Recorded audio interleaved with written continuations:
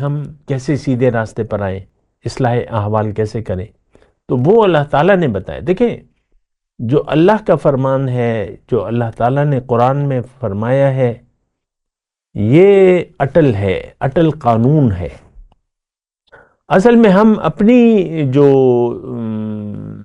گمان ہے، جیسے کہ ہمارا گمان ہے باطل کہ ہم مسلمان ہیں، مومن ہیں، اور ہمارا گمان یہ ہے کہ شفاعت ہوگی، بخشش ہوگی، شفاعت ہوگی۔ ہمارا گمان یہ ہے کہ دوزخ وہ ہے، چند غوطے مار لیں گے اور پھر چلے جائیں گے، آخر کار گناہوں کی سزا۔ نہیں، ایسا کچھ بھی نہیں ہے۔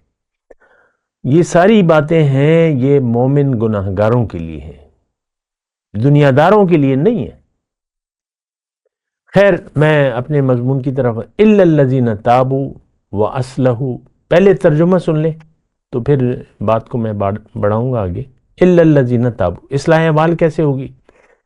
کہ جو ان میں سے تائب ہو جائیں۔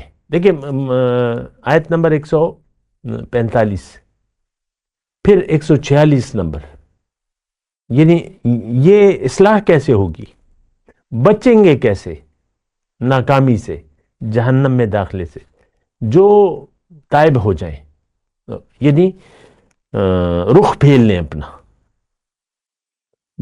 وہ مطلب بالکل اپنا رخ پھیر لیں، وَأَصْلَحُوا، اور